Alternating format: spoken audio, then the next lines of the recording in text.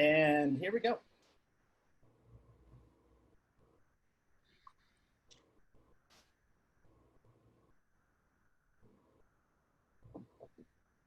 Alrighty. Alrighty. Good evening, everyone. Nice to see everybody again tonight. Russell, nice to see you, buddy. Thanks for the text message earlier.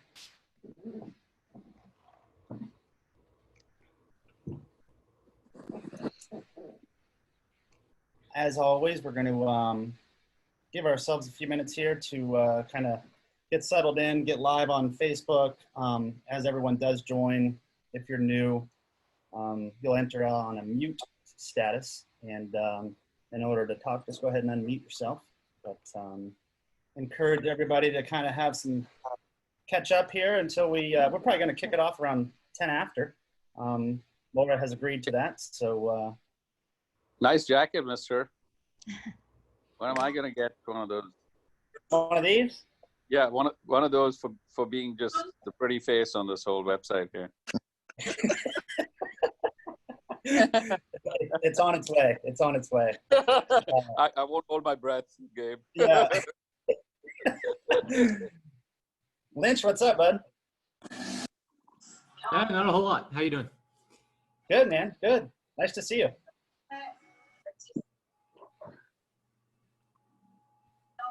I would like to say hello to Dave Hammock. You know, Bacon is on the call for the first time in a while. Yeah, I just saw Bacon. There he is, right there. The infamous Bacon. You're on mute, buddy. Mrs. Patton was there too. Awesome. Good to see her. Hey, Gabe, how's it going? Ryan, what's up, buddy? How was your flight today? It was great, and I brought with me, he's probably keeping a low profile, Jim McSherry, who has been my primary instructor and putting up with me in the Cirrus. Brought him along tonight to enjoy what Laura has to say. That's awesome. Very cool. Thanks for joining. Yeah, like I said, I think I heard you on the radios the other day. I think it would have been on Monday. Yep. And I think that was right? Was that Monday? That was yesterday, yep, right? Yep. Monday morning coming back. Yeah.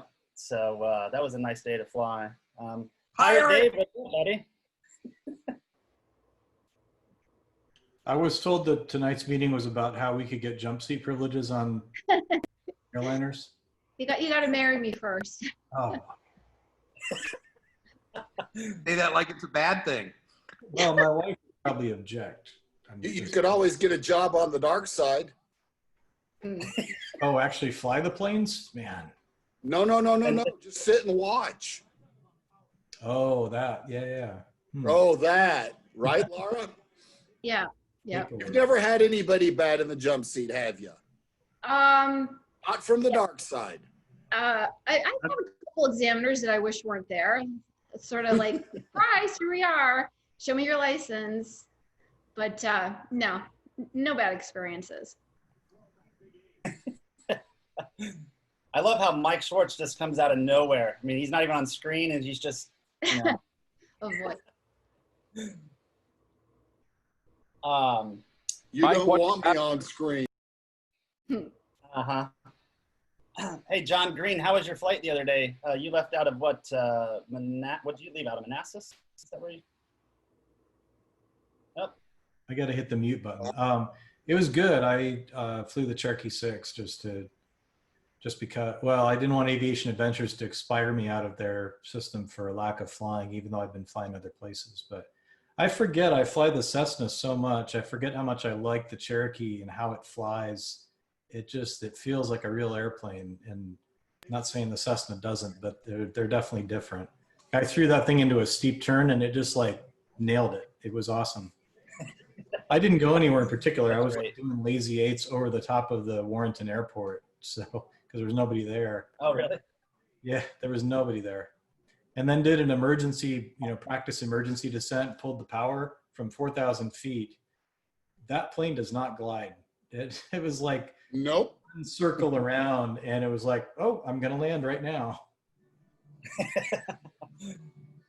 Yeah. And Pirate Dave, did you go into Dulles today? You're on mute, brother. I see his lips moving, but I don't hear anything. I can't hear you. While he finds the mute button, we just got the word literally about 12 minutes ago. Anybody that flies with Aviation Adventures and is dying to get current out or start renting airplanes, we're open Saturday. Book your favorite plane, book your favorite instructor, and just make sure you're COVID-free and wear a mask. Cool. That's Well, great I ain't news, wearing a man. mask, so there. No, there we go. Got the mic thing fixed. Nope, There Dulles you was go, Dave. empty at noon today. Pirate! Yeah. Was it? Yeah, Yep. the pictures look great. Oh yeah, it was fun. That's great, man. It's a little different than landing at Leesburg, I'll tell you that. You landed 3 times, right? Hey, do the triple jump. Yeah. The first time coming in, I was just kind of like, okay, the tires should be touching right about now. Right about now. Right about. That's funny. Yeah, it's a fun flight. You were on what, 19 center? Yes, 19 center. Nice. I see Sue Passmore online. Sue, how are you? Thumbs up. Got the thumbs up. Yeah, I'm muted. I'm good. You guys went down to First Flight recently, it looked like. We went down on Sunday Yeah. and walked around. Had a picnic and left.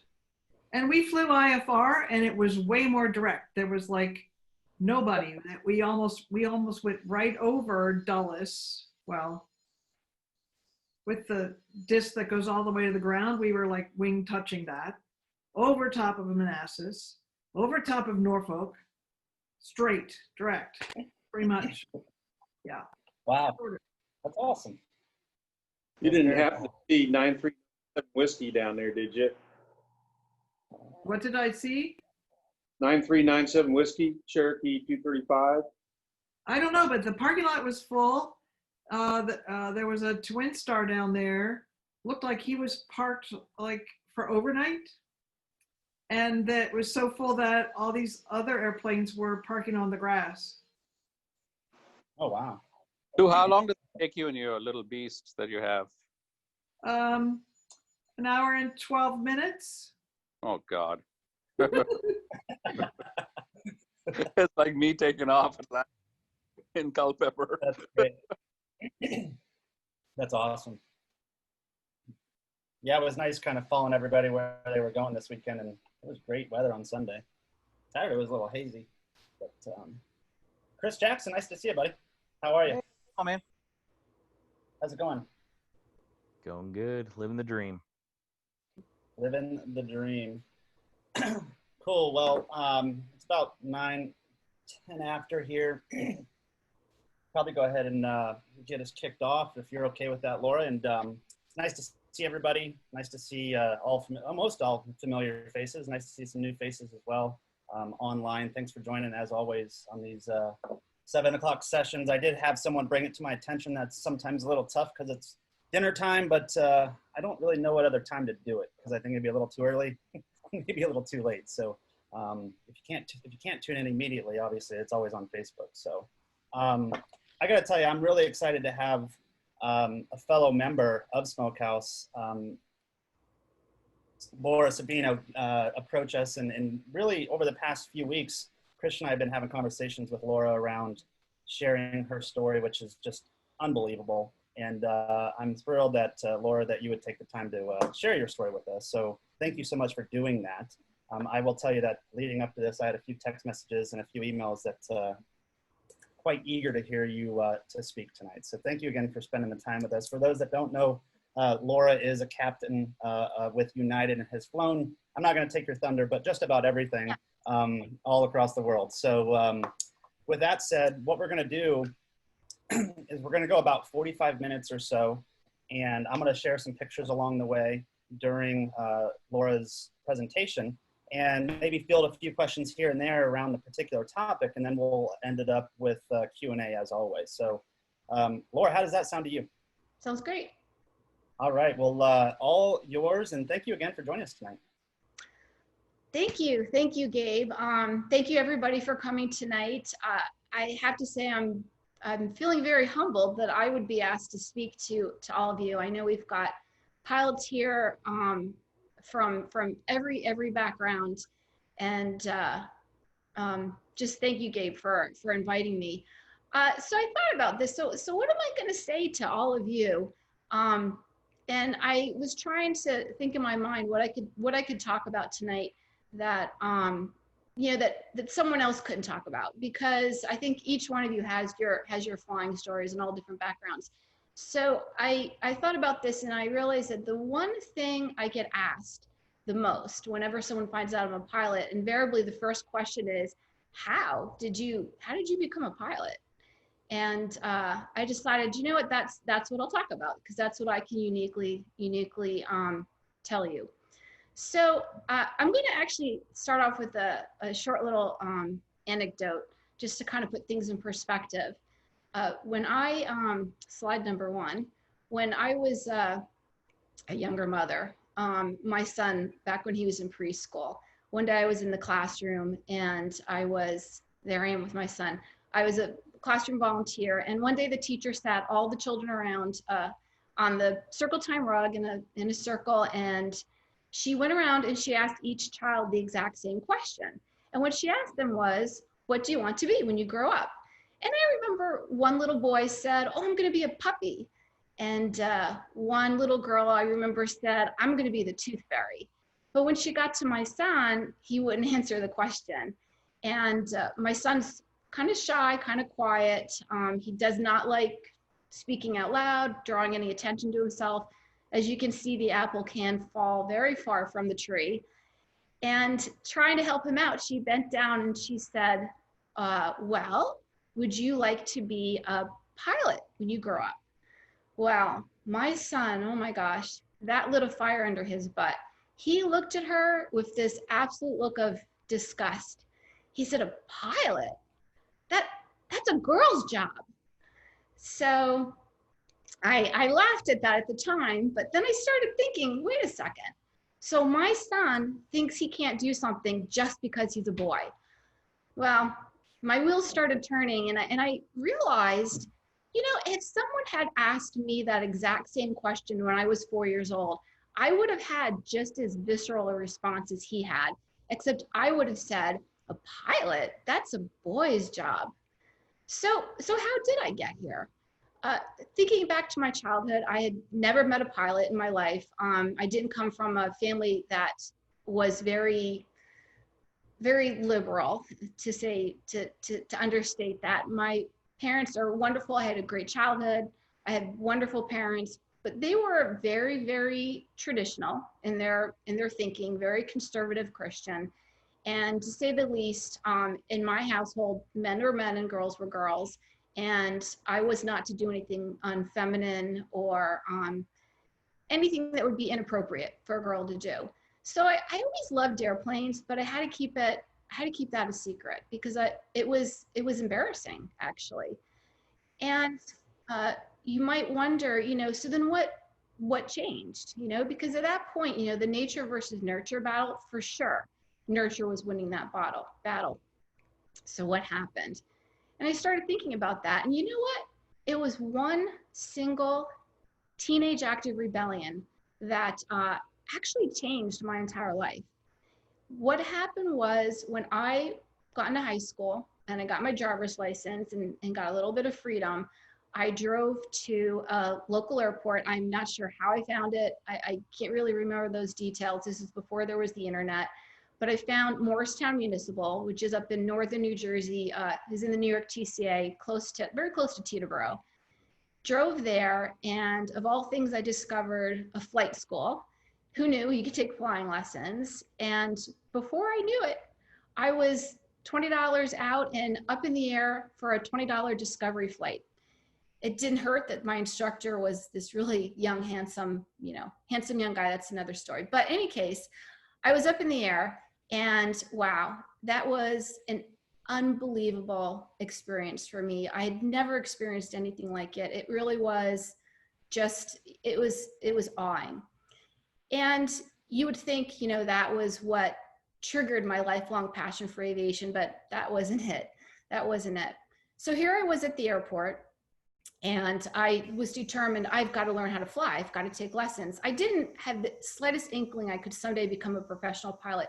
In my mind, I just wanted another lesson. I just wanted to get back up in the air again. I didn't have any money. So I ended up talking to the owner of the flight school, and I made a deal with him. I'll tell you what, I will work for you for free, but in exchange for flying lessons. And he actually took me up on that. So that was it. I started working at the flight school and taking flying lessons. And by the time I graduated high school, I had my pilot's license. Now, while I was doing all of this, I had to keep it a secret because it's still, now this was, I'm a child of the 60s. So this was in the very, I think it was the very, very early 80s. And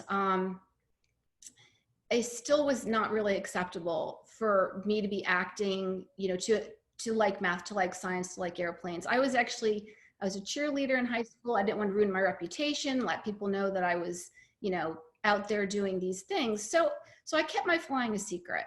And what really triggered the change in me, what made me believe that I could actually become a professional pilot someday, was not really my love for flying as much as the fact that when I went to the airport, it was the way I was treated at the airport.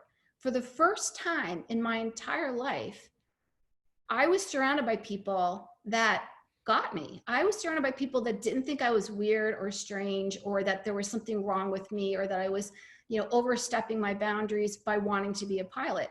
They encouraged me to fly. They thought that was totally a fine dream to have. And I guess today, I think they call it finding your tribe.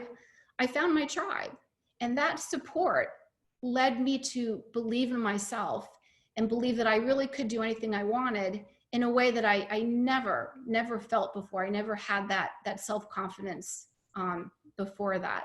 So that really is what changed everything for me, was the people at the airport. Kind of like I feel like that warmth that I feel at Smokehouse Pilots, where we're all just encouraging each other. And that makes a huge difference. It really does. So, okay, so from there, I still had a long road ahead of me. So I knew when I graduated from high school, I wanted to be a pilot. And I knew that there were two things I was absolutely sure of. One was that I had to go into the military, because that was the only way you could become a pilot. That's what I knew. That's all I knew. That's what I believed. That's what anyone I asked would tell me. And the other thing I knew, that I needed to go to a good college. So I ended up going to Purdue University, which I picked Purdue, one, because my mother approved of it. And, but there you go. I knew Vic was going to speak up there. There you go. Yeah, boiler up. So I picked Purdue because it had the most advanced aviation program of any other school in the country. Most people don't know, but Purdue University graduated more astronauts than any other university in the country, including the military academies. The very first man to land on the moon and the very last man to land on the moon, Neil Armstrong and Eugene Cernan, both graduated from Purdue. Amelia Earhart actually was on staff at Purdue. When she went missing, she was flying a Purdue Lockheed Electra that was actually a flying science laboratory, and she was actually funded, her around the world trip that she went missing on was funded by Purdue, and she was on a Purdue assignment collecting data for Purdue.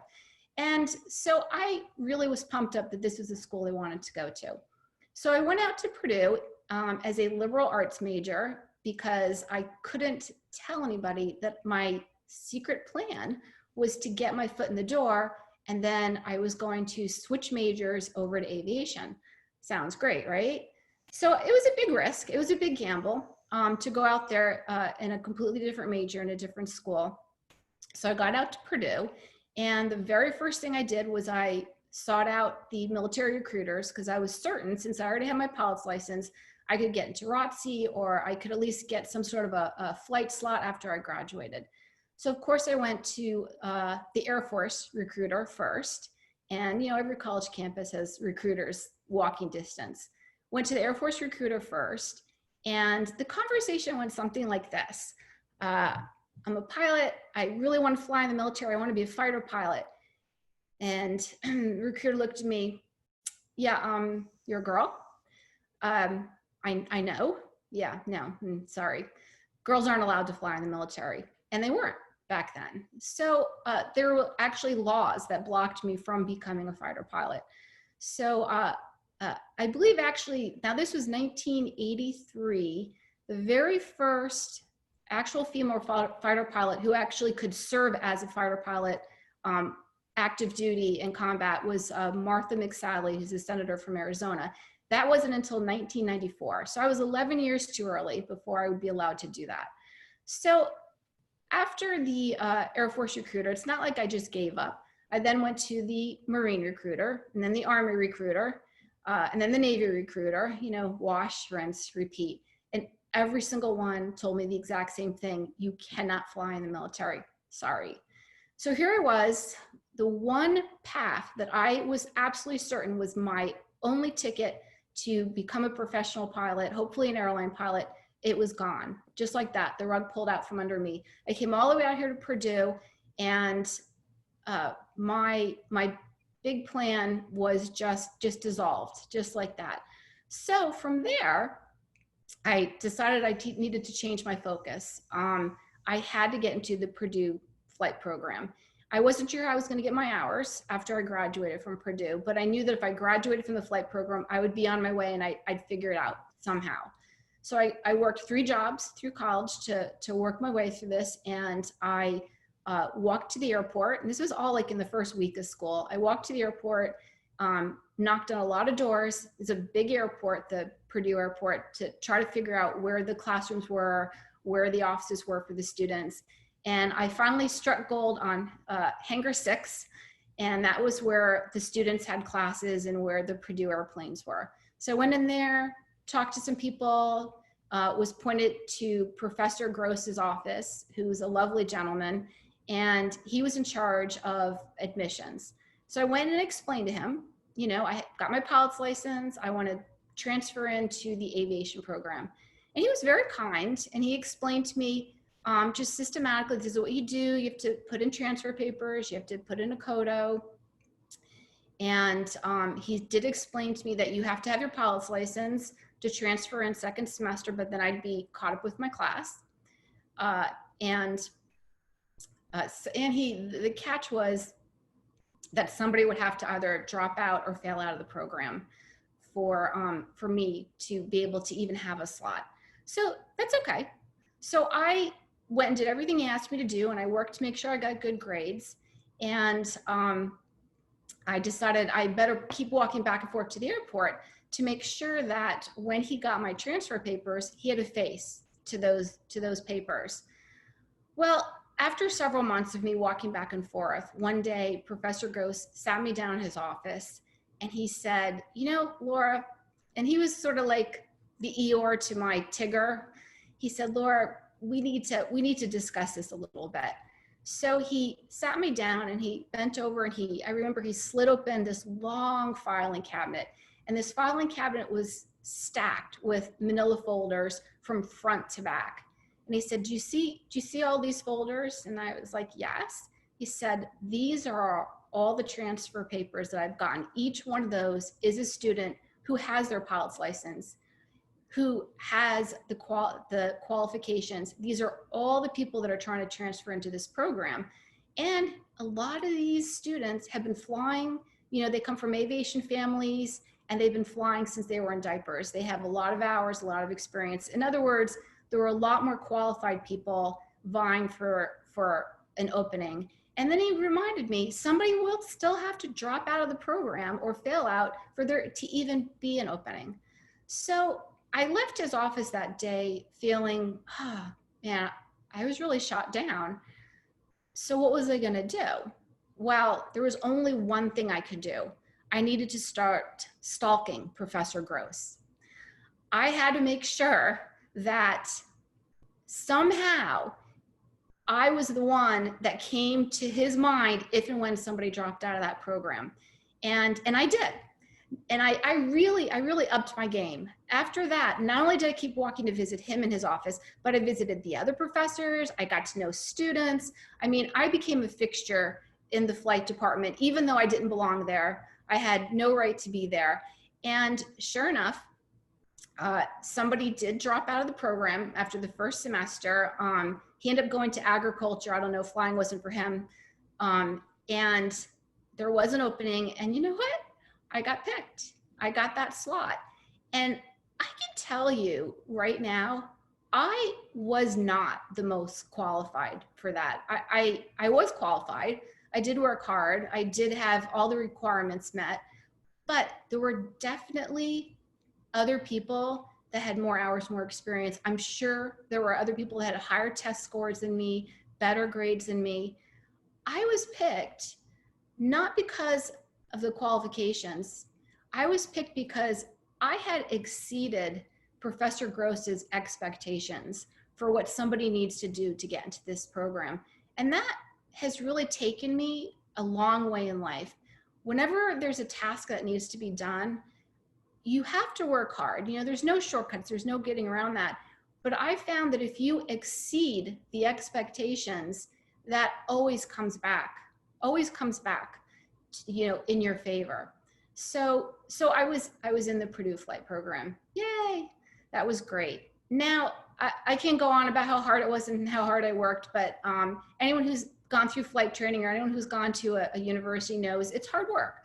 So I'm not going to talk about that, but I am going to address a couple things that happened at Purdue that made me realize that I had maybe some unique challenges that the other guys in the flight program didn't have. Just a couple examples. My junior year, Purdue had awesome field trips, and our junior year, we all went out to Wright-Patterson Air Force Base in Ohio to get some real military training, which I realized I was never gonna have an opportunity to go through military training. So I was pretty excited about this. I went out there and we did like high altitude pressure chamber where we got to experience hypoxia. That was funny. We did some vertigo training and everything was going great. And not to sound cliche, but I was treated equally to all the guys. They didn't in any way, you know, think that I couldn't do it or talk down to me. And it was a great experience. But then lunchtime came and there was a little problem. We all broke for lunch and there was no place that I was allowed to go to the bathroom. There were no ladies' rooms at all, anywhere on this part of the airport. There was nothing. So they gave me directions to find a different building on the airport where they had a ladies' room. And I swear if I had GPS, it would have been helpful. It was such a long hike. So by the time I got there and then got back, everybody had finished their lunch, had packed up, had gotten on the bus and had left.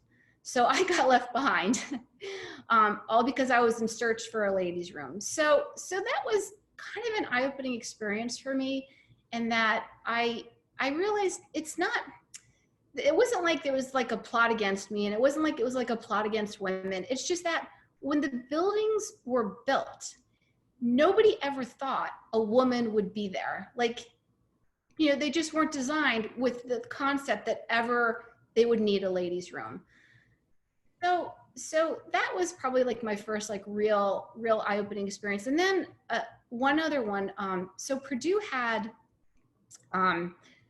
flight simulators that were very generously donated by American Airlines. And not only did they donate their flight simulators when they were done with to Purdue, but the flight instructors, when they would retire from American Airlines, would come and become instructors at Purdue. So we had the American Airlines flight training syllabus, and we had a DC-8 simulator and a 727 simulator. I'm dating myself here. And we would each train captain, first officer, and flight engineer in these airplanes. And it was a great learning experience. Now, back then, you could not get certified in a simulator. You had to actually fly the actual aircraft to get certified. So Purdue had a program where we became certified flight engineers. And to accomplish that, after we did all the training in our simulators on campus, we would then fly down one at a time to their training facility, American Airlines training facility in Texas, and go up in the airplane with other American Airlines pilots that were actually taking their check rides, a captain, a first officer, and then the flight engineer. And to do this, I decided I really needed to make an effort to fit in and to look very professional and to look like one of the pilots, because we were going to be in the actual airplane with the actual pilots at American Airlines. So I bought a Navy business suit, which I will say I looked very nice. It was tailored, and I got a little like ascot, you know, so I didn't have a tie, but like, you know, I did my version of it. And I looked very polished and professional. So this was a 3-day program, went up the last day, wore my business suit, took the check ride. It was great. I passed my check ride. The captain, first officer, they passed their check rides. Everybody was happy. We all shook hands. And then I walked over to another 727 to fly back to Purdue. Well, this is where a problem set in. I went to check in on that flight, and now we were flying. American was nice enough to give us passes since we were flying down there for training. I went to check in for my flight, and the gate agent denied me boarding. And she said that I was dressed inappropriately because I was dressed like a man. I was wearing pants, and I was not allowed on the airplane. And that was, it was kind of shocking because I wasn't dressed like a man. I was dressed like a pilot. I was dressed like everybody else, basically. So she held her ground, and then I explained to her I'm not really an employee, because this apparently was a company policy that if you're an employee, you have to dress appropriately to fly. I explained I'm not really an employee, I'm just a student. Well, she wouldn't budge. So the plane was going to be departing. It was the last plane of the night. She ended up doing me a favor and going and getting a supervisor to see if the supervisor would waive this. The supervisor came and looked at me and said, no, she's in pants. We cannot let her on the airplane. So I had a choice. I could spend the night in the airport and come up with a dress, or I could come up with a dress and get on the airplane. Well, I had, and this is truly just a coincidence, I did not know about this policy.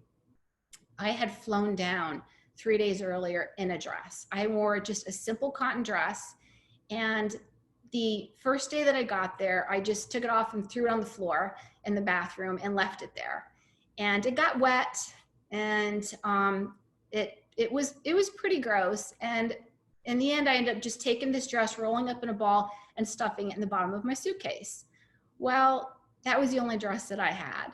So I think I had 6 minutes till the plane departed. So I had to run to the restroom at the airport, climb into a stall, get out of this beautiful, clean business suit, and put on this rank, you know, disgusting, rumpled up dress that had been sitting in the bottom of my suitcase and was still just a little bit damp.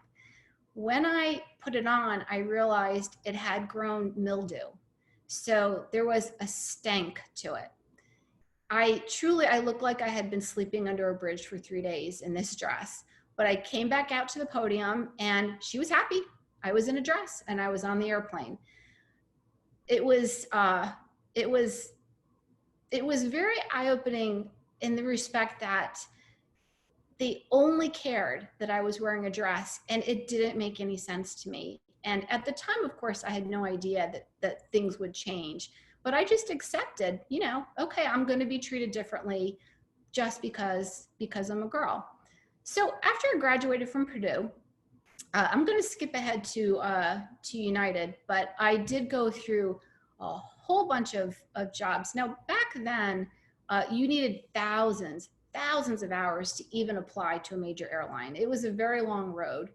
And I did all sorts of different jobs. In fact, slide number 2, I was a CFII.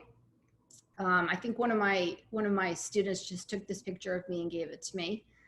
That was me as a flight instructor after I graduated from college. I flew midnight freight. This is back when the era where canceled checks were a really big thing. So I flew canceled checks in the middle of the night. And this was all like the Northeast corridor. I was a sightsee tour pilot. I flew the Northeast corridor, like the Statue of Liberty. Did a lot of sightseeing tours. I even flew one summer for a banner towing company at the Jersey Shore. Then my big break happened, and I got hired by Eastern Airlines, which was amazing, Eastern Express. And I was flying Dorniers, and wow, I was like building hours. I was on my way. Like, I finally made it. I had a uniform, the whole 9 yards.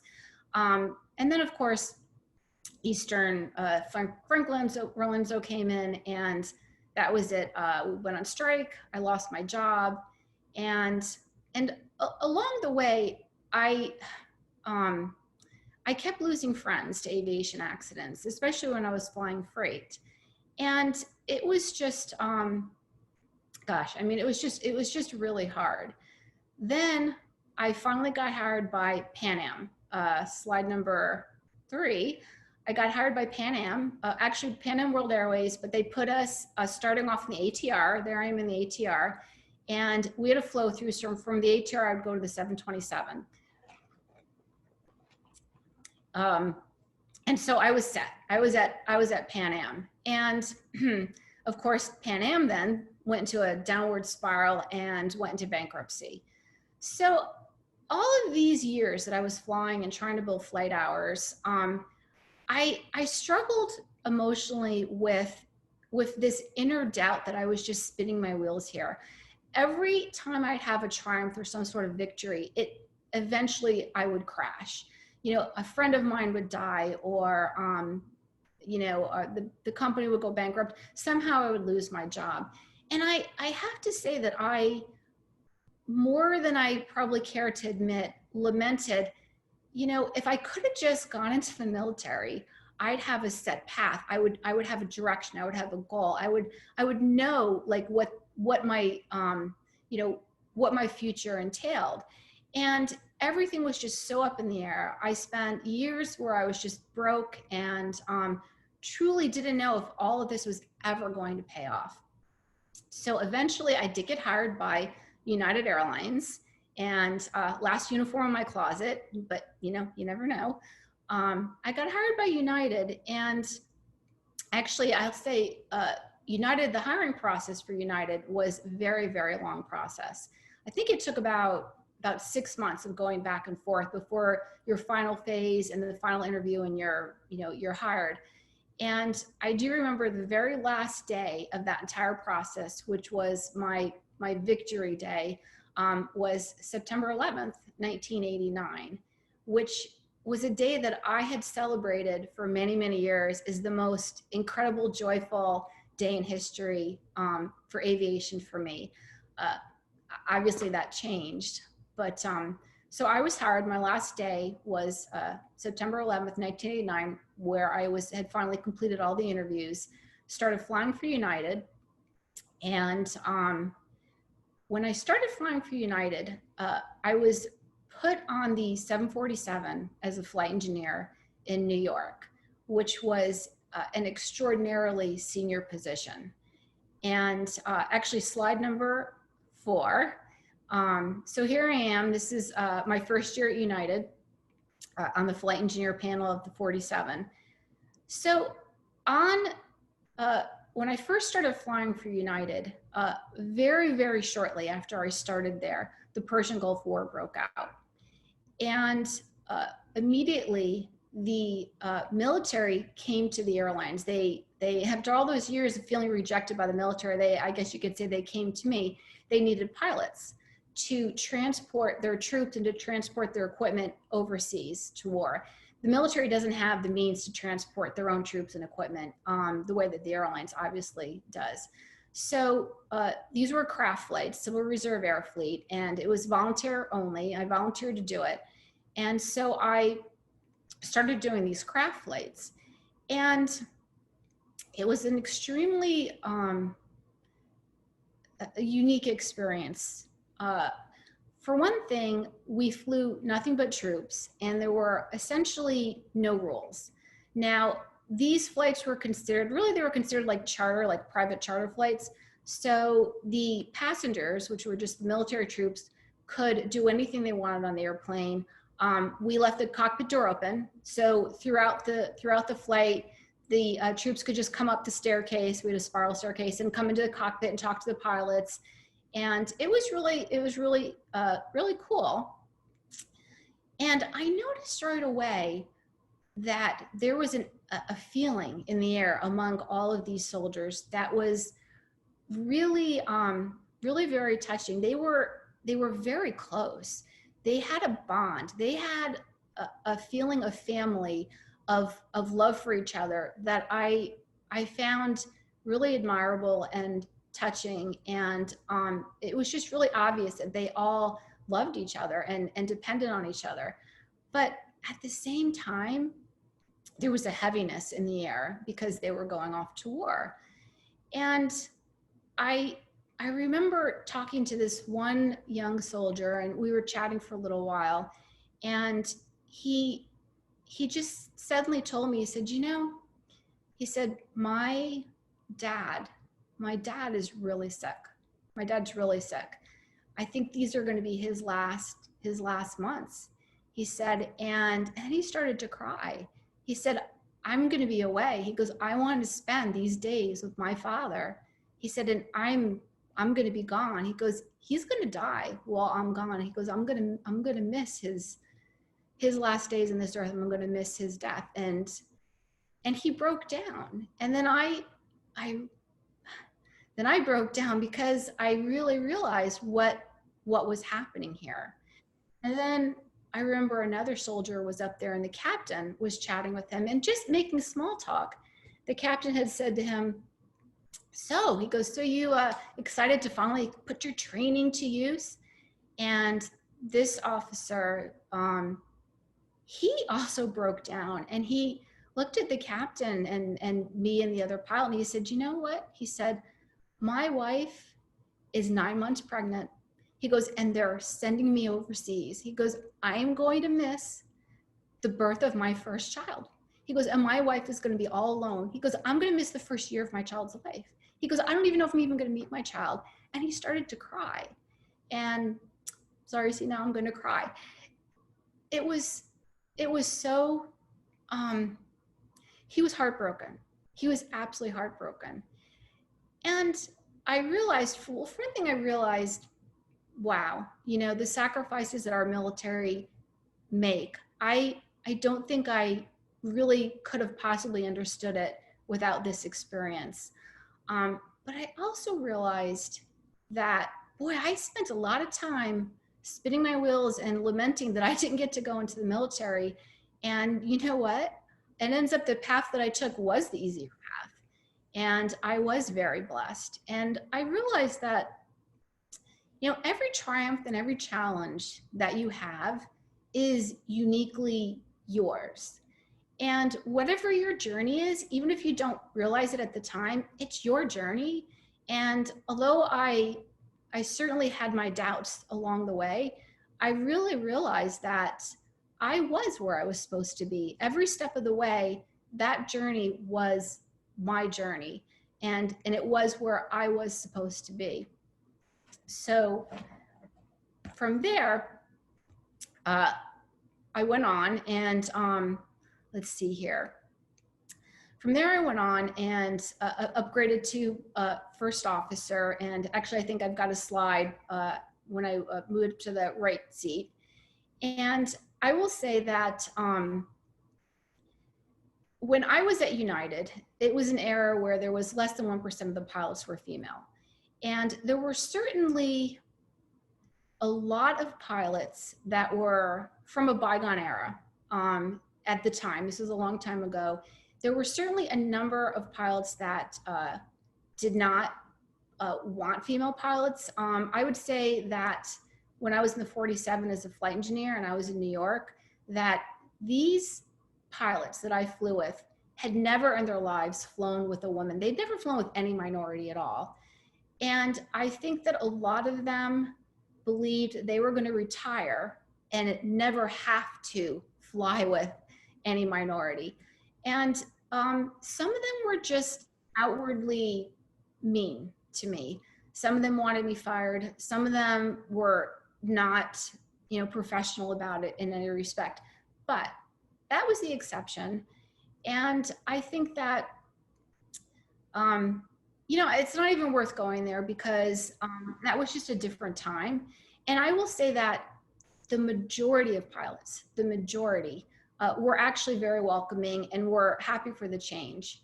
And the same thing with the flight attendants. A lot of the flight attendants treated me like I was invading their turf up there in the cockpit, but some were happy to finally see a woman up there. But this is what I really want to talk about. There was the obvious, the obvious chauvinism, right? Okay, that's sort of textbook. But it was the softer misogyny, I think, that was a lot more difficult to deal with.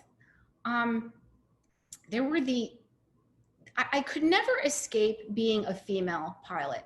I was proud to be a female pilot, but I could never just be a pilot. I always had this subtext. I was always in some subcategory that people were constantly evaluating and judging. And I found that the guys that were really happy to have us female pilots there, even them, that was almost harder. I remember I flew with one captain. His name was Marvin, and he was actually a great guy. And he was super pumped up to have women up there, and he was very enthusiastic. And I remember on one layover, he came back the next morning and trying to show me his support for women. He said, "Oh," he goes, "I watched this special on TV last night. It was so interesting."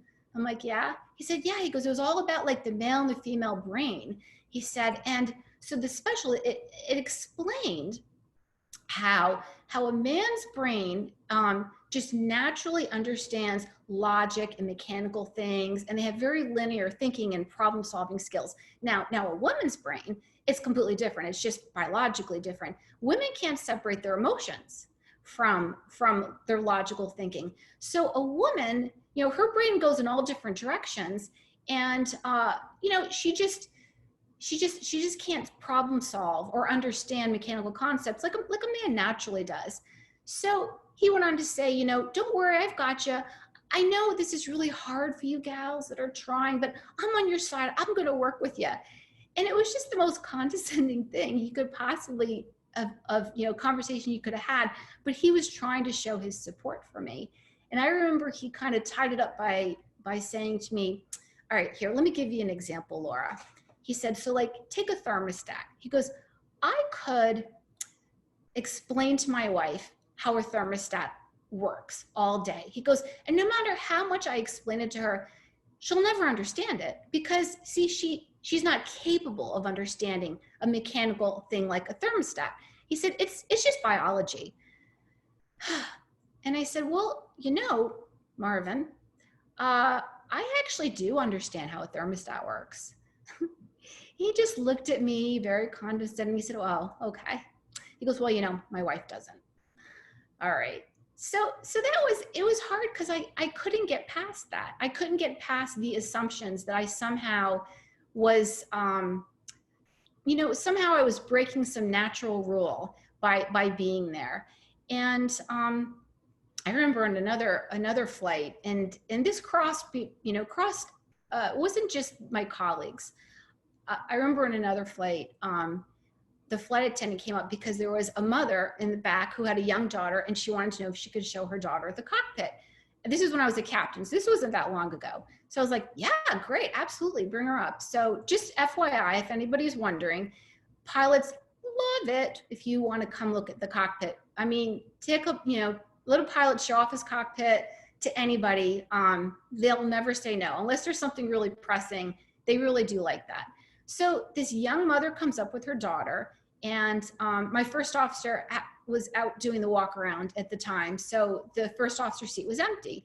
So I sat the little girl in the seat, and I put my captain hat on her, and her mom was taking all these pictures of her. And I was explaining to the little girl, that she can do anything, and like girls in STEM, and this is awesome. And I was showing her like how the flight controls work, and just really trying to encourage her. And I thought, this is great. This is what I'm here for, helping this mom show her daughter that the girls can do anything. So then after they were done, she got out of the seat, and as they were leaving the cockpit, I overheard the mother say to the little girl as they're stepping back into the cabin, she said, that flight attendant, she was so sweet to show you the cockpit. Now, when the pilots come, they're going to take their seats, and she's going to come back here, and she's going to bring you a snack, and I think a juice box. And when she does that, you can thank her again for being so nice to you.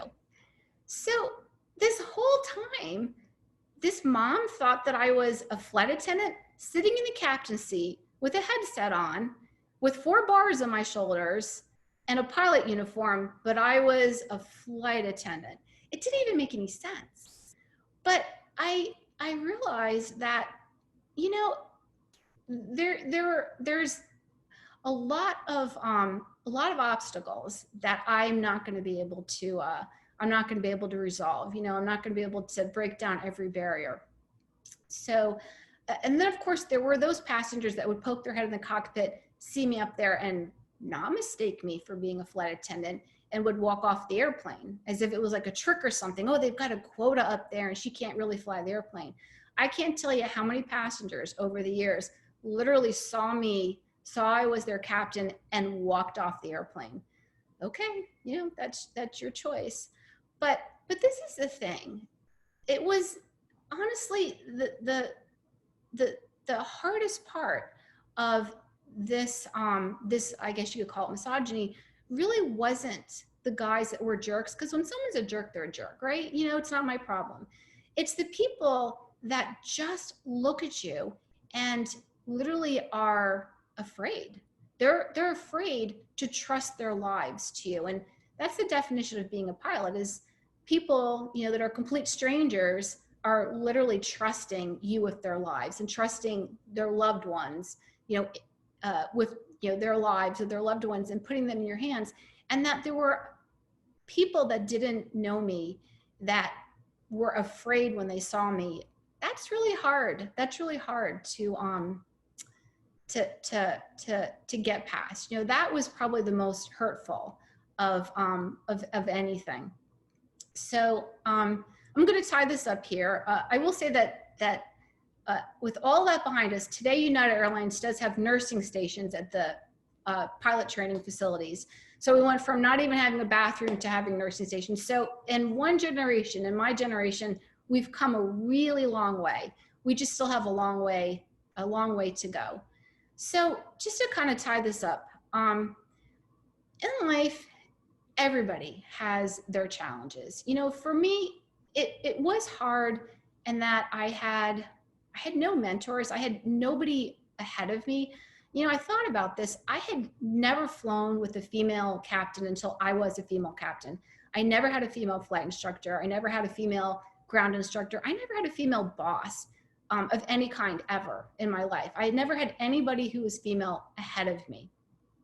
And I don't think I realized it as much as I do now, the impact that had on me, and just on my self-confidence and my, just like my self-esteem, that there was nobody who looked like me who had achieved anything in aviation that I was ever aware of. But I thought about this, and you know what? I realize now that I'm much older, I could be that person that I wish I knew back then. And that's where I am now.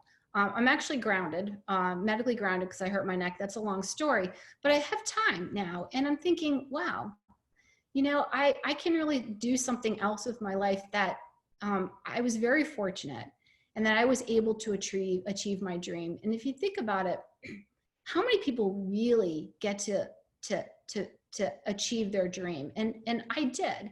So now I want to do whatever I can to help other people, you know, go after and achieve their own dreams.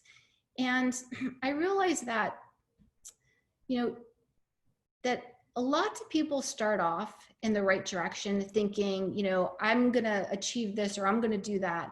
And one thing or another stops them. They meet some obstacle that they just don't get past. And for some people, it's something as noble as, you know, they have children and they're like, I have to give up my dream. I have to devote myself to taking care of my kids.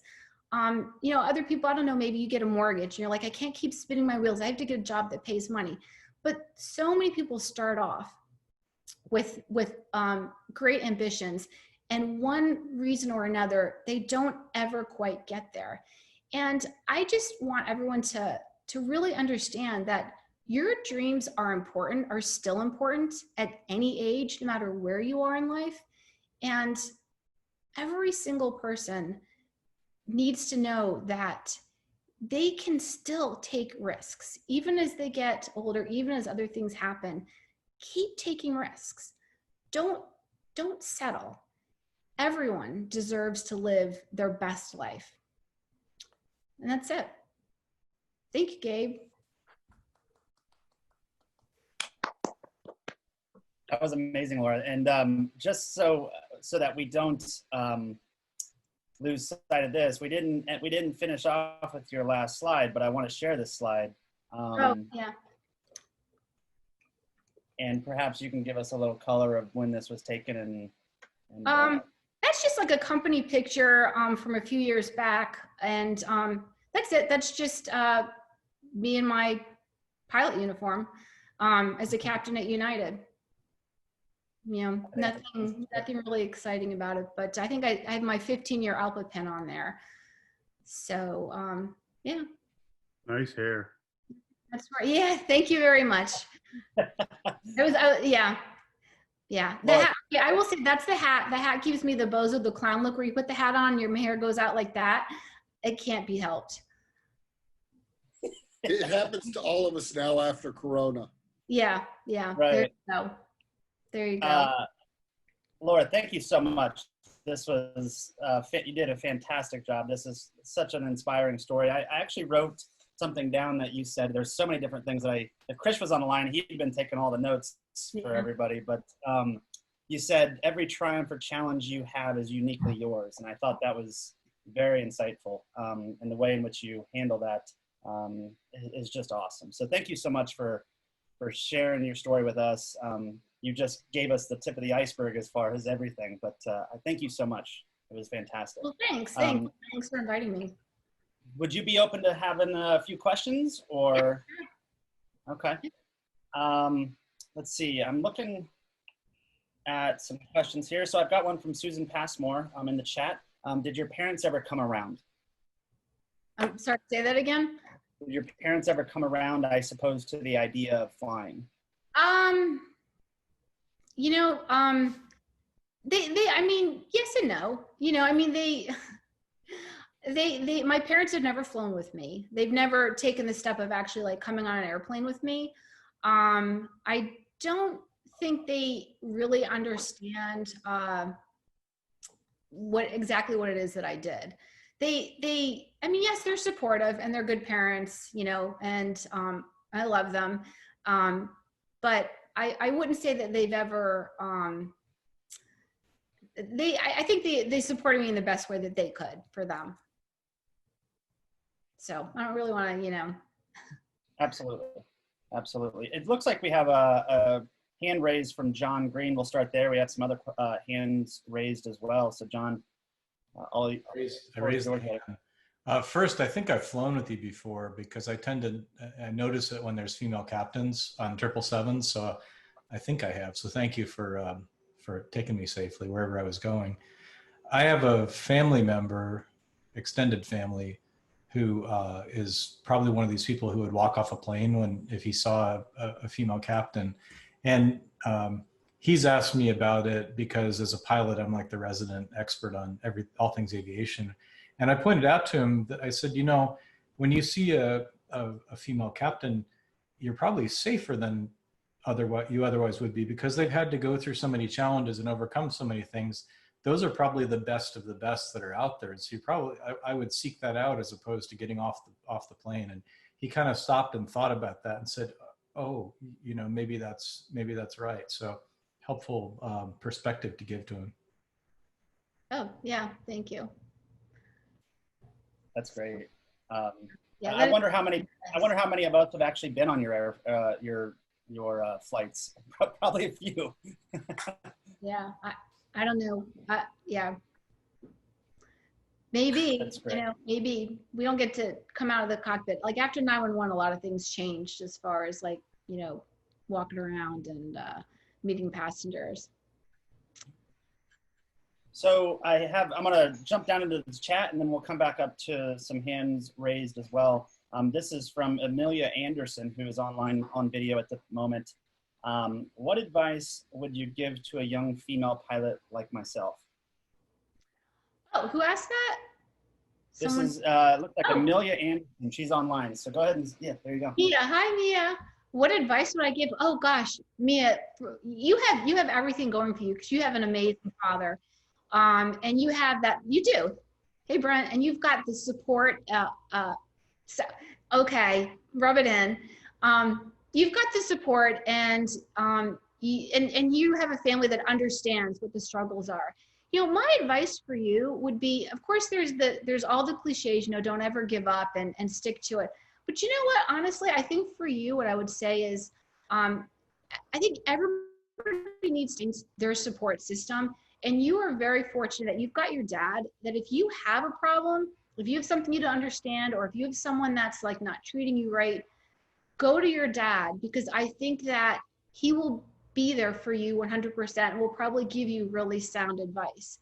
For other people that maybe don't have a family member or know anybody personally, I say find your support system and just, always be flexible, because you're going to have your doubters. No matter what you do, aviation or anything, you're going to have your doubters. You're going to have people that are going to want to bring you down, and you're going to have those people that are going to support you and going to want to bring you up.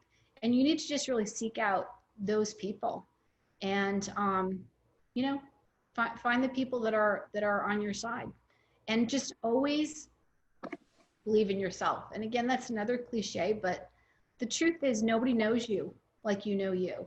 And just don't listen to anybody, because just believe deep down that you've got this, and you do. And you do. That's great. I think we've seen some pictures of you and your dad flying online recently as well. So notice those popping up. That's great. Let's see. Vic, I see your hands raised. All you, buddy. Yeah, hi. Hey, Vic. Echo out here. Hi. Hey, Laura, just great to see another Boilermaker, and you're such a shining example of perseverance. You didn't say it and you're being modest, but what a story of pioneering, right? I mean, when you're pioneering, you're breaking new ground, you're seeing these obstacles that look unsurmountable, but you see that vision at the end, and all these young ladies and even men, who would see you with confronting all these dangers, right? And they were, right? Any one of them could have derailed someone. Shows your heart, shows the strength, shows all these great traits. So, I'm so proud that you're a Boilermaker for one. So I'm completely biased, but I can mentally picture the airport. I remember I was a residence hall counselor and a staff resident for, my 2 degrees there. And I just love that school, and I love what it does to people. It really brings a person from nowhere to something. I mean, I came from India, and I was a pilot, and, in the past, and, it just charts a course for you, and it sponsors you, and it backs you, and you're a productive member. So the question I have for you is, female pilots still represent only about 4% of the population of pilots out there. You've broken ground, you've broken a barrier. It's a guy's thing, they've always been there. It's just like a frat house, right? So it becomes one of those, stories of how do you break through, these great, I think that's the main story for me here, is how you're breaking ground on this glass ceiling business, which I find really interesting and a little irritating that in America, we're still talking about, stuff like this. When we lived overseas, that still was in the dark ages at some level, and how we dealt with genders and all that. And to find it here at this stage, unacceptable at some levels, and then completely eye-raising and eyebrow raising at the other, right? So I just wanted to understand from you as to what's being done by these major airlines to break that ceiling. because 4% ain't cutting it. Just like 4% of CEOs being, of a certain variety, right? I won't even state it. Just doesn't cut it for me, right? What the hell's going on there, right? I can't really, I don't represent airline management, so I don't really know, I can't really speak for that. But I will say that the airlines actually do want to hire more women. I think they want to hire more of every group. I think they do want a more diverse pilot group. And women overwhelmingly are not interested in becoming pilots. And I really think that that is the big problem. Or they start and then they stall out somewhere along the way. I think the airlines have done a lot, but you can't change the basic fundamental definition of the job. If you're a woman, you are a pilot, you still are going to be gone half the time. If you have children, you are going to have a very supportive spouse or a nanny. You're not going to be there for your kids' birthdays or for Christmas or for Easter or for the school play. You're just going to miss all that. And I think women more than men are not willing to give that up. I don't know what the airlines can really do about that, because you still have to fly. You still have to be away from home. And for whatever reason, it's interesting. I was just talking to a Girl Scout troop and I gave the whole spiel about being a pilot. And in the end, I said, who wants to be a pilot? And all the little girls were like, not me. And then one of them said, I want to be a flight attendant. Before I knew it, every little girl's like, I want to be a flight attendant. I want to be a flight attendant. I don't know. I don't know what it is. But it's a challenge, because it's true that I think 4.4% of airline pilots are female. And I believe this latest statistics that I've read, less than 1% of those are captains. And there's just not a whole lot of interest.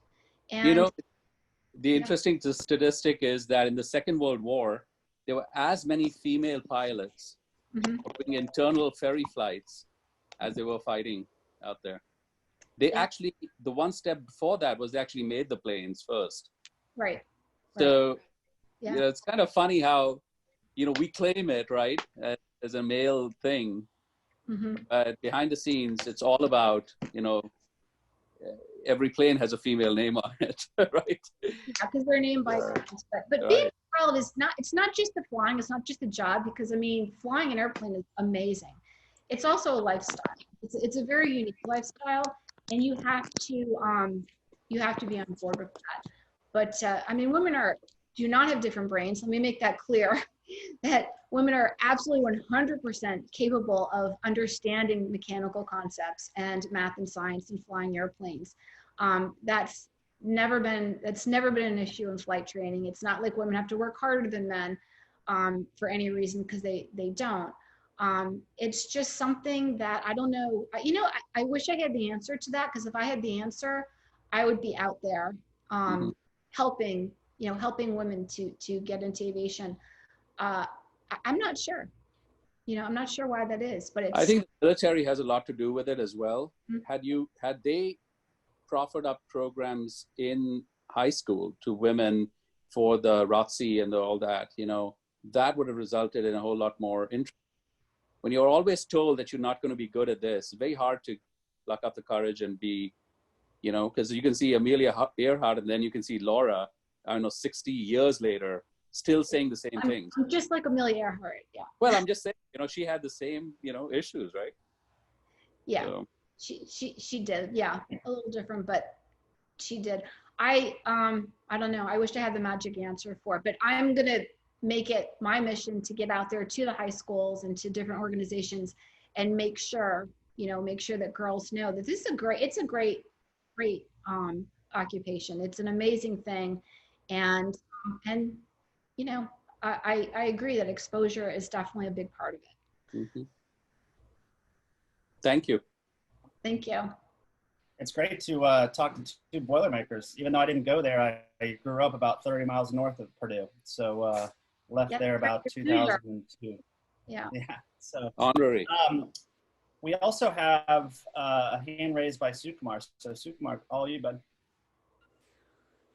Hi, Laura. Thanks for sharing your story. Very, very inspiring on many dimensions. You may want to consider writing a book or possibly even teaching, because you need to spread this message, right? Take risk and don't ever take no for an answer. I think it's valuable. I've had not as great, but some similar experiences, and it's always good to share. So I noticed you mentioned multiple times losing friends and accidents. How did that affect you, and did that make you a better pilot? Did it make me a better pilot? I mean, yes, it definitely made me a safer pilot. I lost several flight instructor friends. I lost one friend flying a King Air. She was doing a charter flight. We still don't know what happened there. I lost another friend when I was flying canceled checks at night, who augured it in on a NDB approach in you know, horrible weather conditions. He never made it to the airport. And it was, you know, it was definitely very difficult, because when each of these accidents happened, and each one happened in a position that I was in the same position, and it certainly wasn't like I was a better pilot than them. You know, they weren't a worse pilot than me. So I knew that, you know, there but for the grace of God go I.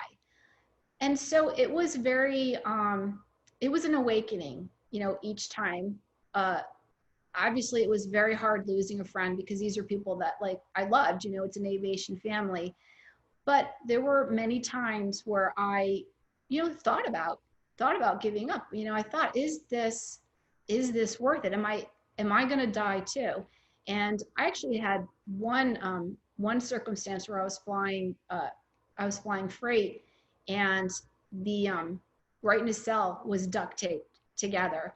And then when it was a twin Cessna. Then when I went to do the run up, and this was late at night in the middle of the winter in terrible weather conditions, when I went to do the run up, I had a bad mag on that engine. And I realized, holy crap, you know, if I lose this engine in the air, because I know it was like overgross. I know they lied to me about the weight on my cargo. I thought, if I lose that engine on this flight, you know, upstate, you know, flying up to Buffalo, I said, I'm not going to be able to maintain altitude. I mean, I'm just going to go in. That's going to be it. And I literally left the airplane on the ramp, walked away, walked to my car, and drove home. And then I cried for a week, because I knew that I didn't have the right stuff. But the truth is, I had lost a friend on this very, very similar circumstances.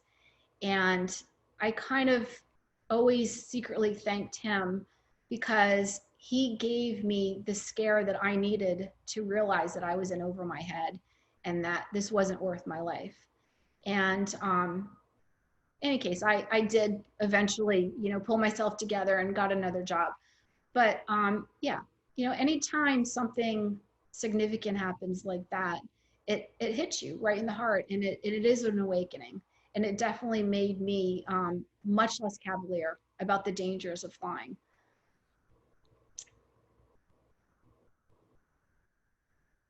Fantastic. Thank you, Laura. Let's see, I'm looking at the chat here. Russell, all you, buddy. All right, Laura, this, like I said the other night, this an awesome opportunity we have to share and learn about your experiences. And one thing that I have to mention to everyone, Laura is very modest, because I brought this up privately to her. She is one of a few people on the entire planet that has been typed on all but one airliner that's rolled out of Seattle. Everything but the 707 she's typed on. And that's rare throughout any demographic anywhere in the world. So she deserves a lot of props for that. So my questions are really quick. Could you go over very briefly, because there's a lot to it, the laws, the quote unquote laws of the Airbus, Could you tell us about the power transfer unit and why we only hear that when we're about to go to the gate? And finally, is the 757 the best airliner to ever come out of Seattle? I'm going to defer your first question. That's a very, very complicated, dry question, but I'll connect with you, you know, outside of this forum. The laws are very complex, and there's some controversy between Airbus laws, you know, versus Boeing's flying concept. As far as the 757 goes, the 757 is an amazing, amazing aircraft. You know, I've had people ask me, you know, what's your favorite aircraft? What's the best airplane that you've flown? And I've flown a lot of them. And the truth is, as a pilot, whatever airplane you're currently flying, that is the best aircraft, and that is your favorite aircraft.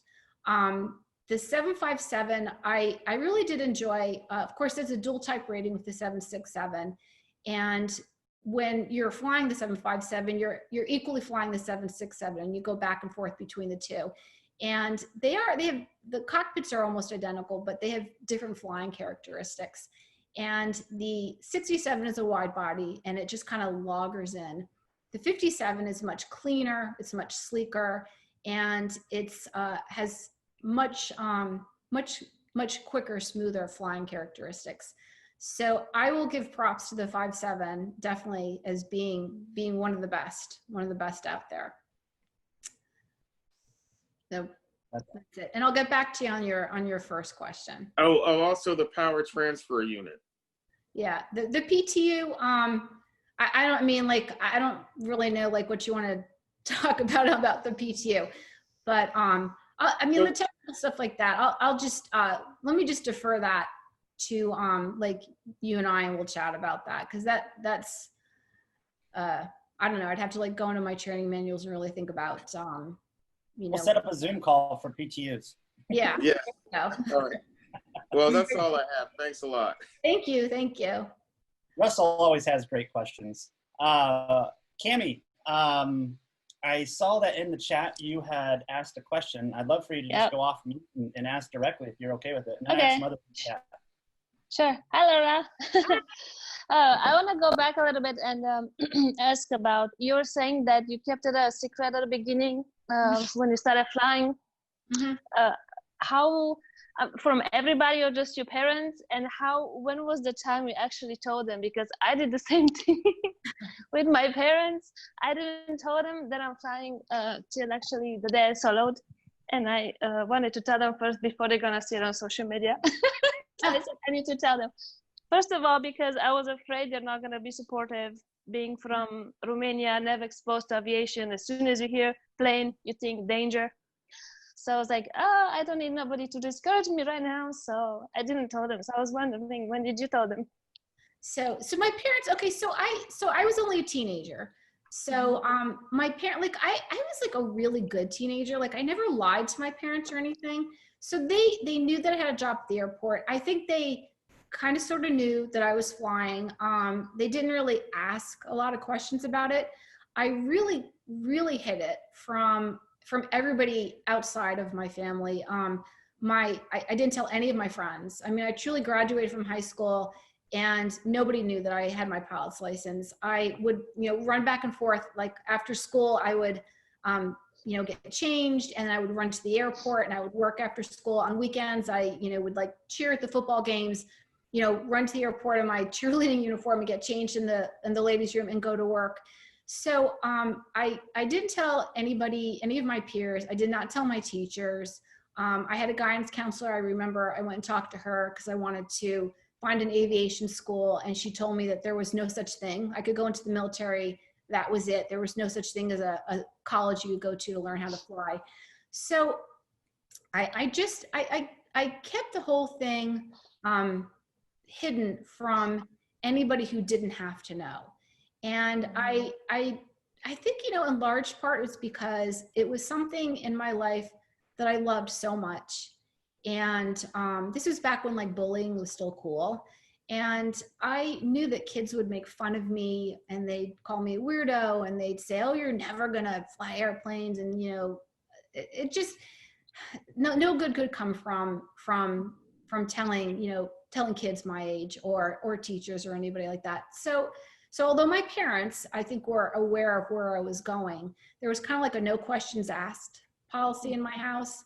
And I don't, you know, I don't know, like I graduated and I don't even know if my friends, I guess they know now, you know, that I'm a pilot, like people that I still keep in touch with. But it wasn't like I had a coming out party or anything.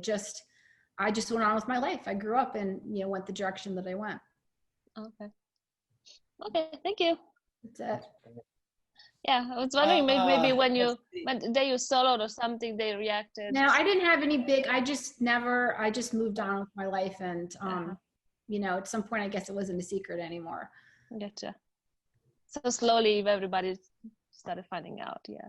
Okay. I didn't make an announcement or anything, no. Okay. Thank you. Well, thank Your story is you. very touching, though. I really, at the beginning, I really had to use a bunch of tissues here. Oh, I'm very emotional as a person, though. Yeah. It's great to see you, Cami. Thank you for the question. Sure. Thank you, Cami. I have a few more here. Let's see. So I've got Bryant. He is not on audio, but he is asking the following. Do you remember the first solo and how did it go for you? Oh, my, what a question. Who does not remember their first solo? Yes, of course I remember. I remember my first solo like it was yesterday. Yes, I remember my flight instructor, his name was JT. His name was actually James Taylor. He ended up going into the Navy to become a jet pilot. I remember he got out of the airplane, walked clear of it, said, you're good to go solo. I wasn't expecting to fly solo that day. I didn't really. I went up and this is actually kind of funny. I went up, I did the pattern, came in, I landed really, really short, and I ended up, I didn't do any touch and goes because I didn't know what I was supposed to do. So I just like did one circuit, landed, came to a full stop. I cleared the runway really short. And then when I cleared the runway, I realized that my instructor JT had gone into the flight school. Now I worked there. And so I was like everybody's little like mascot or something. I was like the little pet. And everybody had come out of the flight school and they were all standing out in the ramp. And when I landed and cleared the runway, there was like 10 guys all cheering and whooping and hollering and clapping for me and giving me the thumbs up across the ramp, which took me totally by surprise. I did not see that coming at all. And it was just a really, you know, just an amazing, wonderful, you know, wonderful experience. And as anyone knows, when you're flying with the flight instructor, no matter how much you fly, there is nothing like being alone in the airplane. And I remember the first when he first got out, I was really nervous, obviously. And I took out the airport diagram and I laid it on the seat where he was supposed to sit, just sort of like, so there'd be something there. And I remember pulling up onto the runway and like talking to myself as if my instructor was there. And the takeoff, of course, you pop off the ground a lot quicker because half the weight is gone. And I just know that feeling of being up there and really realizing in a way that no one can tell you until you experience it. I was totally and utterly alone, like completely, there was nobody. I had no one to ask any questions. I had no one to tell me I'm doing something right or tell me I'm doing something wrong. And that feeling of just absolute independence is something, honestly, that I think never left me. That was probably one of the biggest thrills of being a pilot, is that feeling of just being completely 100% isolated and on your own. And that was, you know, that's an experience anybody who solos, I bet you has the same story. No, that's great. Great question, Bryant. Thank you. And thank you, Laura, for sharing. Hannah Rust, I know that you are still online. I see you on the camera. I'd love for you to unmute yourself there. Awesome, thank you. Well, thank you so much, Laura, for sharing. You have truly pioneered, and I'm never gonna take it for granted that like I get to do what I do. With being a student pilot, like it's totally pursuing my dream. So thanks for sharing your story. Oh, thank you. My question is, yeah, it's just so cool. My question is, what is the most positive change you've seen in the industry during your career? Wow, gosh. It could be any positive change. There's been so many changes and that stuck out to you. And stuck out. Do you know what? Honestly, Hannah, I think the biggest change is that when I walk into flight operations or when I walk, into the airplane to brief the flight attendants, heads don't turn.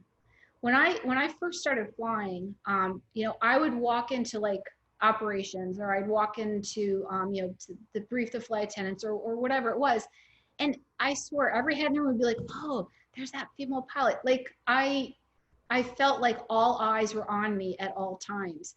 And now it's not like that anymore. You don't stand out if you're a woman. Now you're just a part of the group.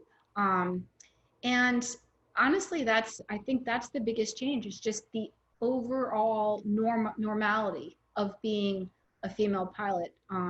That's really come a long way. Yeah, that's really cool. Thank you.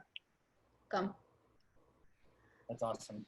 I'm sorry, Laura, if you mentioned this, but what airplane was it that you saw it in? Somebody asked that in the chat. Oh, just a Cessna 152. 152? Okay.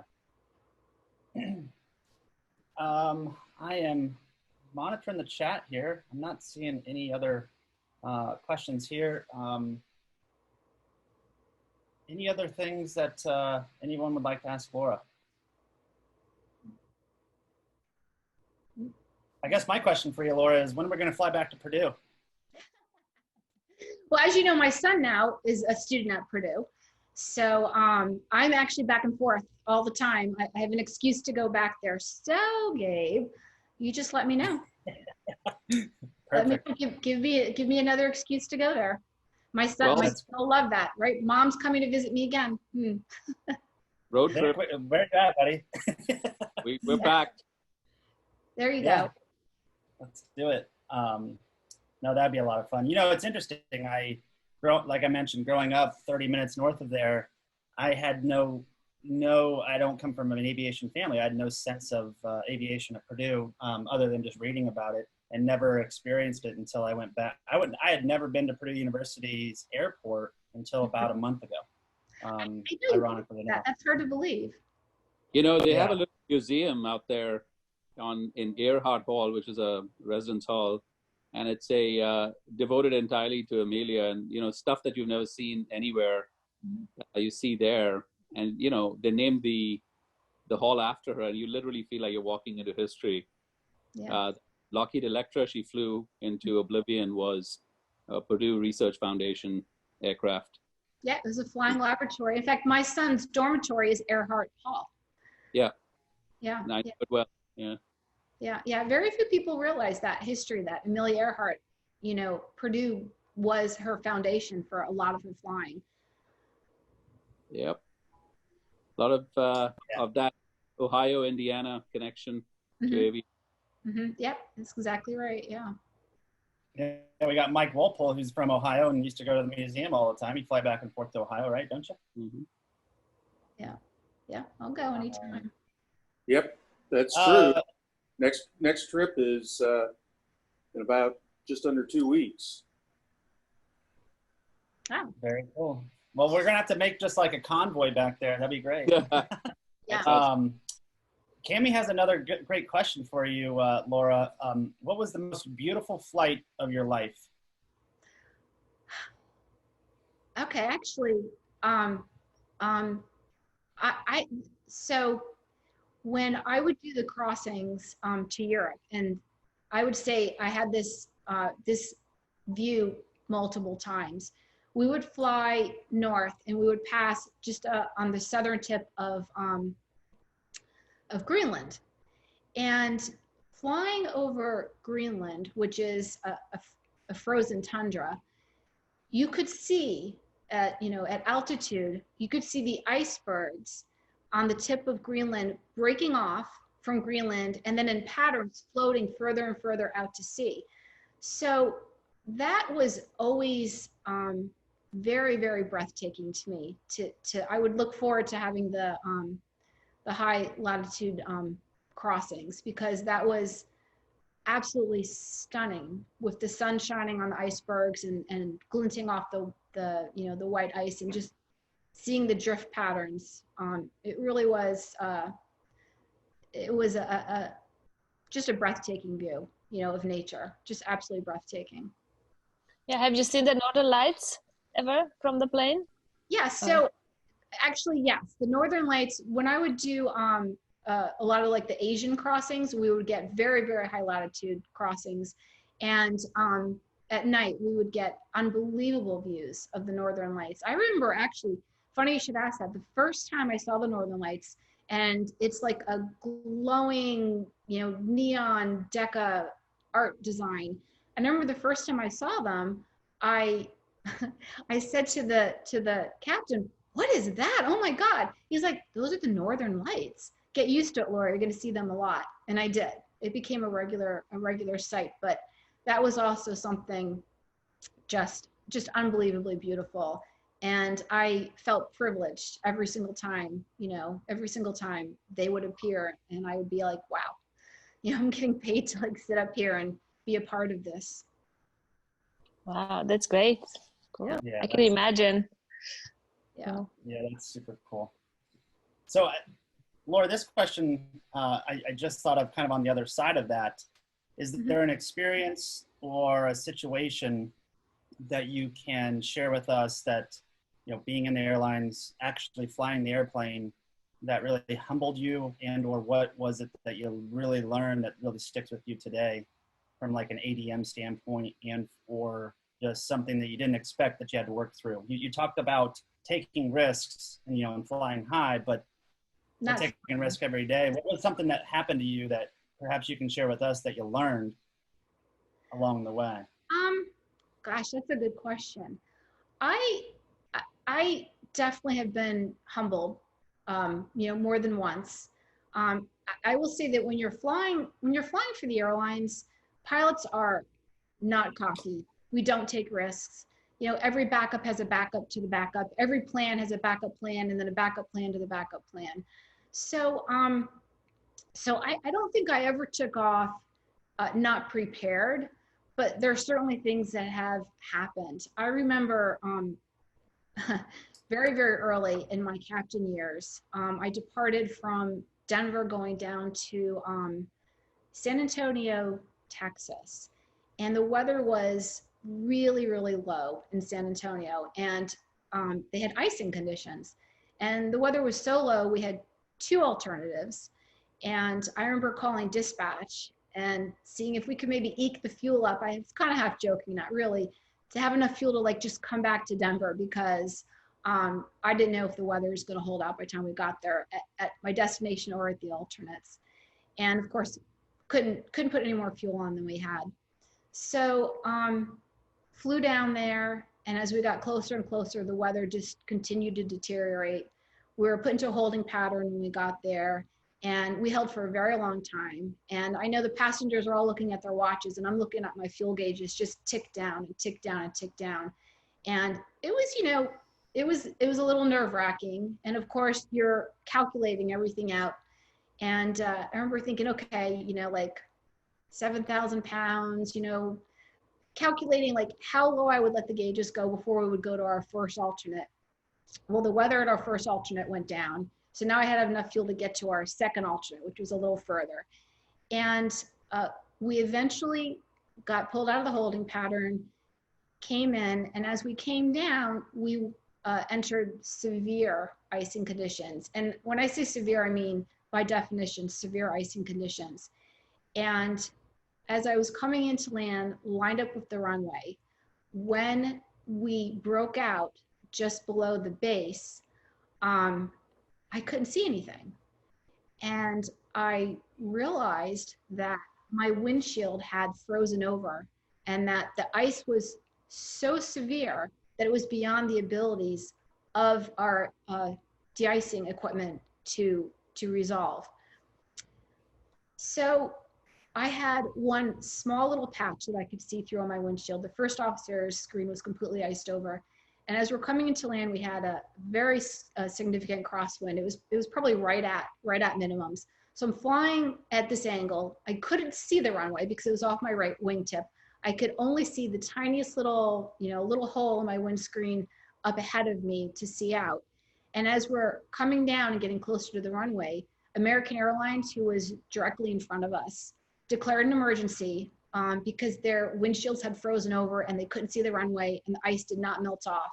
So the controllers closed the airport because they had an aircraft in emergency, and that's just the procedure. So here I was, just eking it into the runway. I did not know how much ice, this is when I was in the Airbus, I did not know how much ice was on my control surfaces. It's all fly-by-wire, so I didn't have any real feel for what was going on with my flight controls because it's all artificial. And here I was finally going to make it to the runway, and that was taken away from me. And so we had to go missed approach, and we had to go back into the icing conditions. And I'm telling you, that was probably the most serious I've ever been in my life for any reason at any time. And we did circle around, we did eventually get in and we landed, but it was very, very difficult situation. And I thought about it, I had done everything right. I had the right amount of fuel. I had 2 backups. I had all my equipment on. I was absolute minimum time in the icing conditions, but the way the ice accumulated so rapidly was completely unexpected, and there was no way to have known that was going to happen. To me, we're the aircraft ahead of me, but we're here, so it worked out. But I do remember that. That was I remember after I landed, I realized when I was shutting the engines down that my hands were shaking. And that was just the adrenaline rush. I was suddenly realized when it was all said and done, wow, my adrenaline was really, really pumping, for the last 20 minutes. But, I slept like a rock that night. Wow, that's incredible. Thank you for sharing. I know that sometimes that's challenging stories to share, but I think it's great to learn from. So thank you for that. Anyone else have any questions that they'd like to ask of Laura before we wrap it up?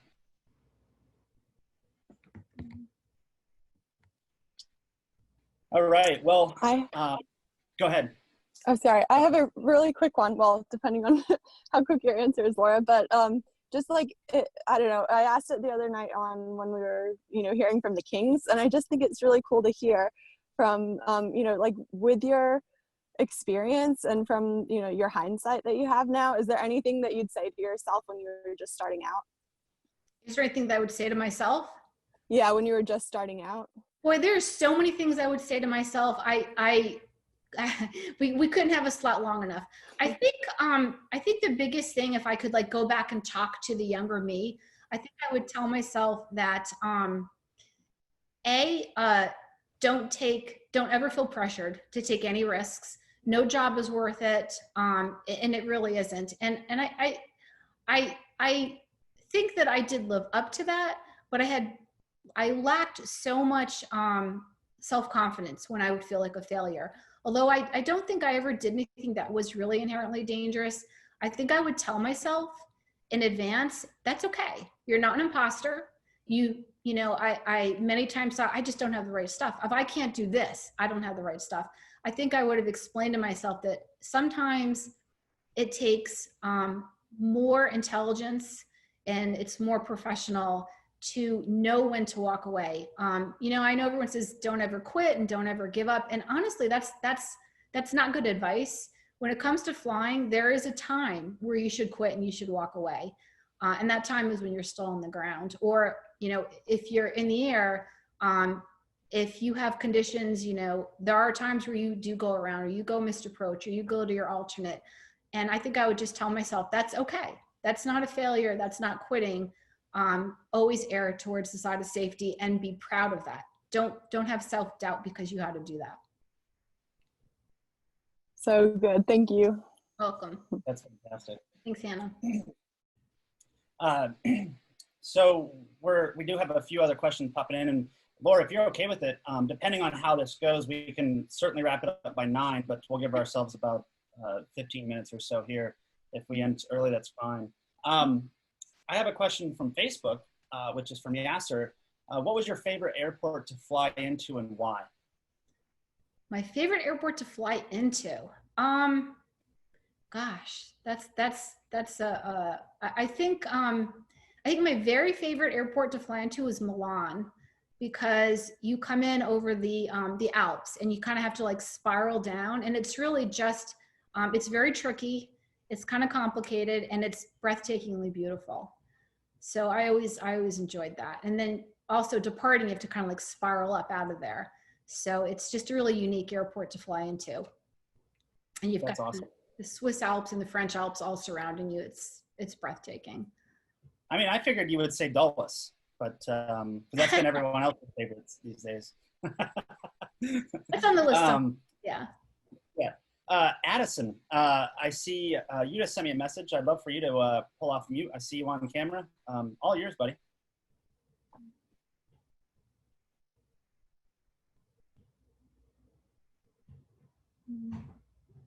I'll unmute you real quick. 1 second. There you go. You know what? I don't know that we can hear you still. If you've got your headphones plugged in, it might be because of that. I don't know. But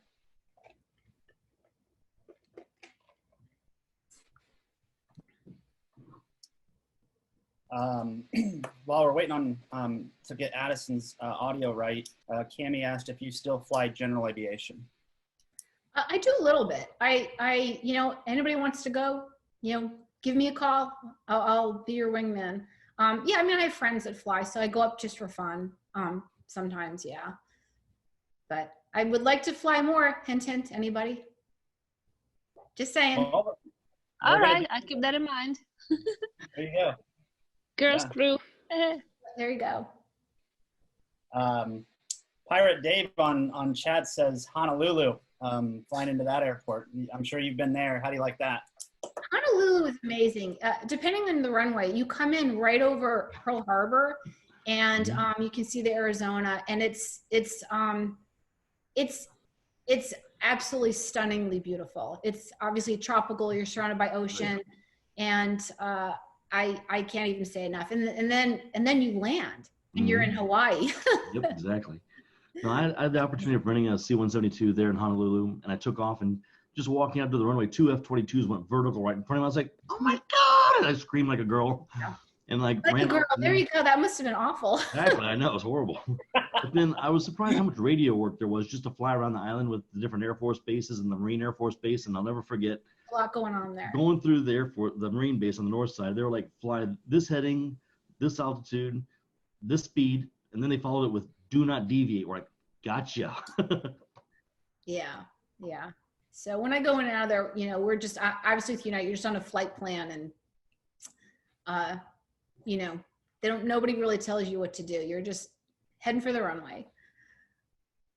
But yeah. Well, Laura, I'll tell you, over on Facebook, you've got Phil Rogers that said you can fly with him anytime. So in GA. So that's cool. Yeah, I've actually flown into Honolulu on United before, and that's a beautiful, beautiful flight for sure.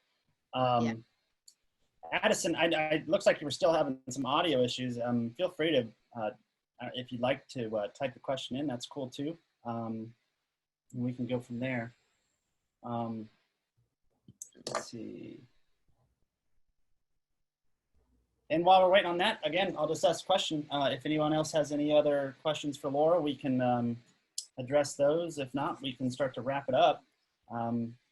Laura, I love your energy and the way that you can inspire people. And I think Sukumar asked this a little bit ago, but if I'm not mistaken, there may be a book in the near future or so, right? Or Yeah, I hope I don't so. want to spill the beans, but I don't want to also let you go without stating what you're kind of envisioning here. Yeah. So I actually wrote a book, and it's essentially motivational, more or less what I was just talking about. My goal is to encourage everybody to go after whatever it is that they want to go after, and to not feel discouraged to do that. And I talk about my journey through the aviation world and that whole industry. And also the book talks about just like all the cultural changes that I've seen in my lifetime, and you know, where we've come. You know, America's come a long way. But I have an agent. Yay! I have a great agent in Manhattan. I don't have a publisher yet. That's the next step. So so hopefully, you know, it will I'll get picked up by a publisher and the book will get published. That's it. you will spread the word. So Addison looks like he just asked a question in the chat, and then we'll go with Addison, and then we have 2 more on Facebook, and then we'll just wrap it up from there if that's okay. With Addison, at any point in your journey when you were facing challenges, have you thought about walking away from it? And if so, how did you overcome that? Yeah, Addison, I mean, that's a good question. And well, yeah, heck yeah. I hate to admit, but there were many times that, not like after I got hired by like the majors, but many times along the road that I really did feel like I was spinning my wheels, or I felt like other people were better pilots than me, and did I deserve to be here? And you know, and then of course I had friends die, and I realized, gosh, you know, if this happened to Rick, you know, would I have done any better if I was in his shoes? I don't think so. So, you know, there certainly were many times where I seriously thought about walking away, or, you know, lost a job and I thought I could do something else. But what brought me back was just, I love aviation. It's I hate to use the word passion, it's my passion. And at some point you just kind of like pull yourself back up and say, all right, you know, this is what I want. I've worked really hard and I'm not going to give up. I'm not going to quit. And you just really have to have an internal inner belief in yourself to continue on sometimes. And I think that's, you know, that's what probably trips up a lot of people. At some point, that inner doubt comes in, and they just don't get past that.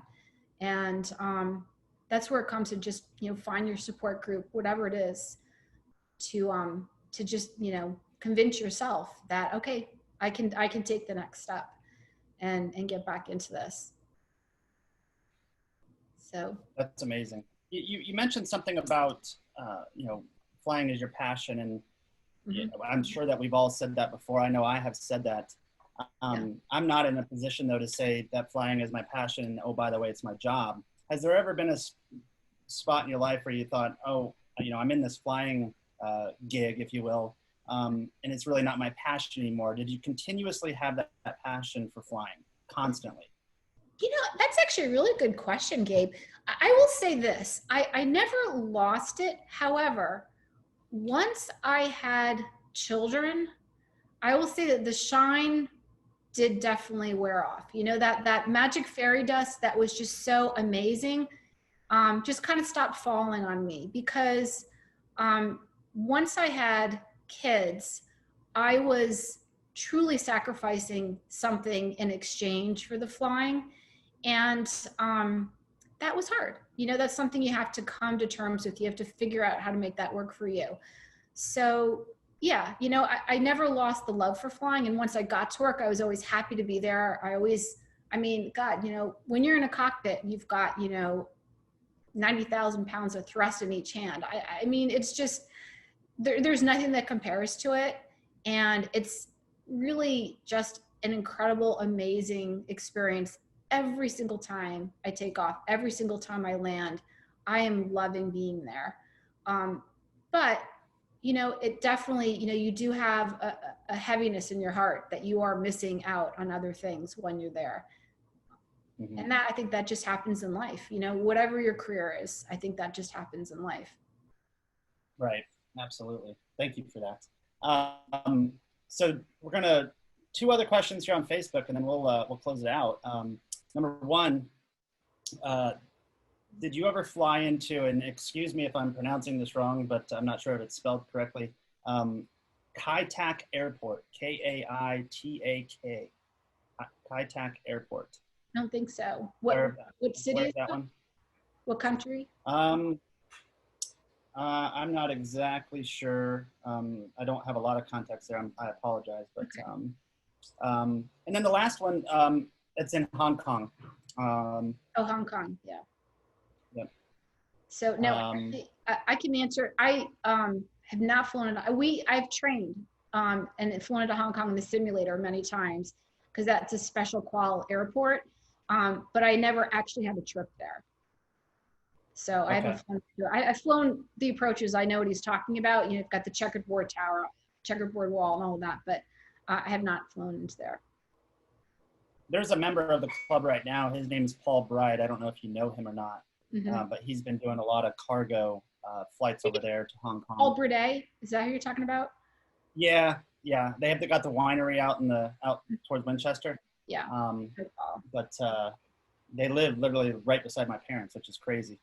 So, and then we've got Phil had asked, will you be getting your medical back, or do you already have it back? I guess. You know, no, yeah. Well, probably not actually. I can't qualify for first class medical because I have a neck injury, and it's something actually I was working on and kind of thinking I might be able to work my way back to it. But now with the situation at the airlines, they're taking all the early retirements they can. There's going to be, I predict, there's going to be mass furloughs. So I don't think so. I think a lot of people, their careers are going to take an early end, you know, coming sooner than later. So at this point, probably not. Okay. Well, it sounds like you got a lot of fans that would love to go flying with you in the GA world. So yeah, hit me up. I'm there. Well, this has been amazing, Laura. Thank you so much for sharing your inspiring story. Let's give her a round of applause from a Zoom style here. Thank you, everybody. And thank you so much for working with Christian and I leading up to this. I will tell you, it's been a pleasure getting to know you up to this point, and I can't wait to hopefully be in the cockpit with you at some point in the future. With that said, I want to let everybody know that the next particular Zoom session right now, working on it being an individual from Flying Magazine, sharing a story that they have that I think would be really interesting. So that might be next week, but stay tuned for that.